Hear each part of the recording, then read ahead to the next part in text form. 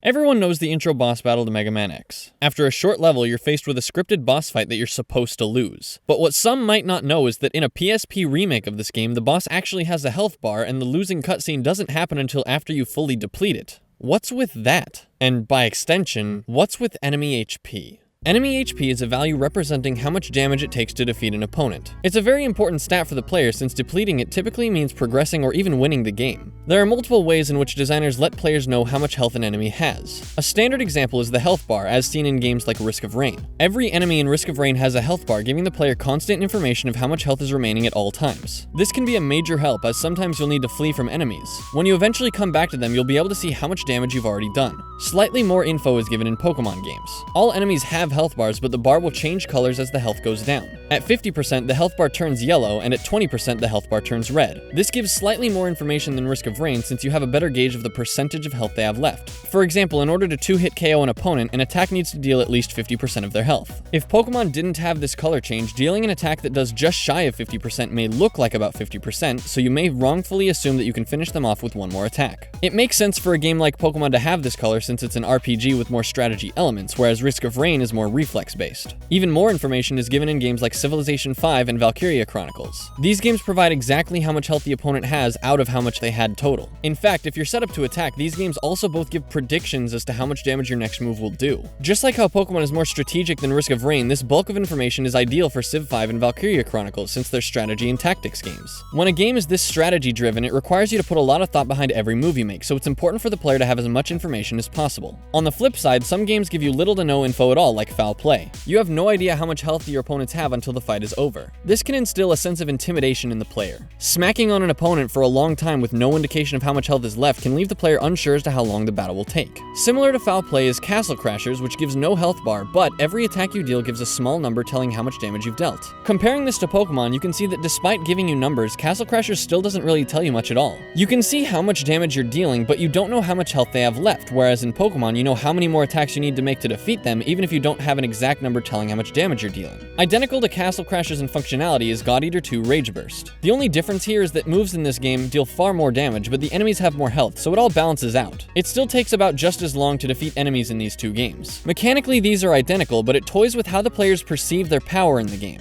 Dealing damage in larger numbers can make the player feel as though they're much stronger. Luckily, Castle Crashers remedies some of its health conveyance through its bosses, who do have health bars in addition to the numbers. Bosses usually have more health than smaller enemies, so it makes a lot of sense that some games will have a hybrid system where boss fights will give better health conveyance. You see this kind of thing in Super Metroid. Bosses don't have health bars, but as you deal more damage to them, they start to turn red. It's not as helpful as a health bar, but it shows that you're making progress, and it's satisfying to see over time. Then you have games like Cuphead, where a boss's health dictates their attack patterns. You can determine how much health a boss has by what phase in the fight you are. This not only helps to convey to the player that they're making progress, but also makes the boss fight more enjoyable as a whole, since it isn't just the same thing over and over. This was an especially smart choice for this game, as having a clear health bar on screen would have easily distracted from the beautiful art design. As a result, you can't quite be certain how much longer until the next phase, so you'll stay on your toes at all times during these fights. It's only after you lose a battle that you can see your progress, and often seeing how close you were can embolden you to keep at it.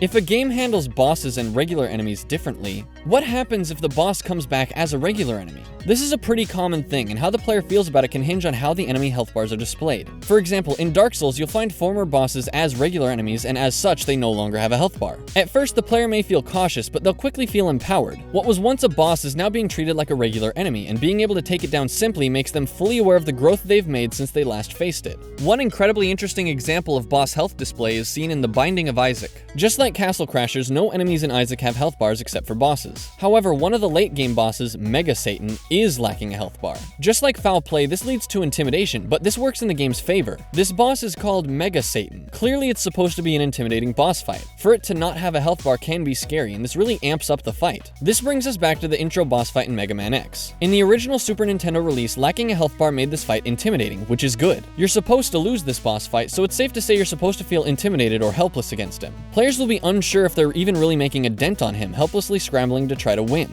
But giving him a health bar completely changes the dynamic. No matter how much he beats up on you, it's not anywhere near as intimidating or even interesting a fight. Plus, when you do deplete the health bar, you still end up losing, which can be pretty frustrating. You have every reason to believe you just won the fight. You finished off his health, but you still just lost? That's kinda dumb. So what's the point? Enemy HP, especially in its presentation, has an effect on the player that we don't always realize. Games that don't give any information about enemy health can leave the player in a tough spot, but this isn't always a bad thing. Even a trait as simple as how enemy health is portrayed has a lasting effect on the player that can make or break an encounter in a game. And that's what's with enemy HP.